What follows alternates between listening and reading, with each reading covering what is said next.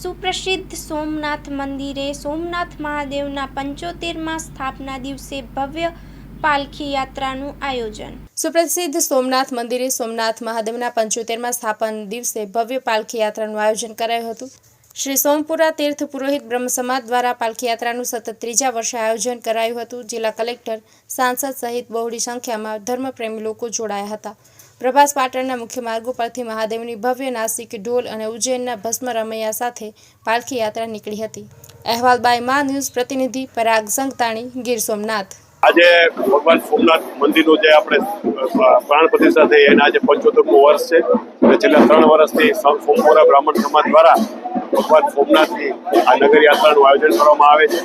આ વર્ષે ગુજરાત સરકાર પ્રવાસન વિભાગ પણ આમાં જોડાયેલ છે અને આપ જોવો છો લોકોમાં એનો ઉત્સાહ છે અને ભવિષ્યમાં ગુજરાત સરકારના સહિયારા પ્રવાસથી આ યાત્રા છે એ લોકો માટે એક મોટું આકર્ષણનું કેન્દ્ર બને અને ધાર્મિક લોકો જે છે એને યાદ થાય અને મોટી સંખ્યામાં જોડાય અને આ ફલક આપણે મોટી સ્વરૂપમાં લઈ જઈ શકીએ એવું 100% આયોજન કરશું અને સમગ્ર સોમપુરા બ્રાહ્મણ સમાજને મારી ખૂબ ખૂબ શુભેચ્છાઓ।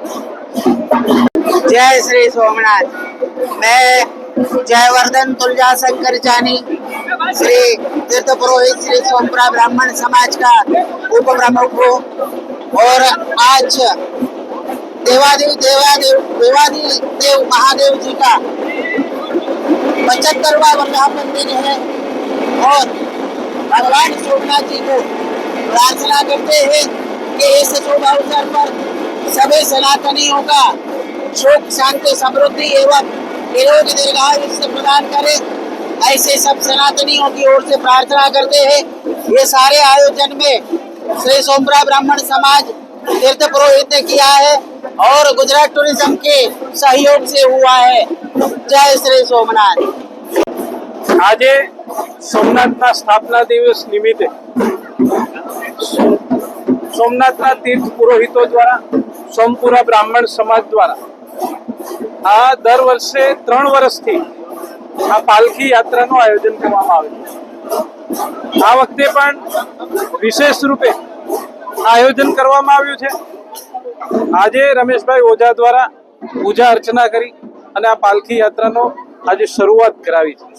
જેમ બીજા જ્યોતિર્લિંગોમાં ભગવાન નગરચર્યાએ નીકળે છે, સોમનાથમાં પણ દર વર્ષે સ્થાપના દિવસ નિમિત્તે સોમનાથની નગરચર્યા કરી અને સોમનાથના નગરજનોને દર્શન કરવા માટે ભાવિકોને આપતા હોય છે। ત્યારે આવનારા સમયમાં રાજ્ય સરકાર પણ આ પાલખી યાત્રાને દેશ અને દુનિયા સુધી લઈ જવા માટે રાજ્ય સરકાર પણ કટિબદ્ધ છે અને આવનારા સમયમાં પવિત્ર વિકાસ યાત્રા ધામના માધ્યમથી સરકાર પણ આમાં વિશેષ આયોજન કરી અને આ પાલખી યાત્રામાં વધારેમાં વધારે લોકો જોડાય એવા પ્રયત્ન કરે છે।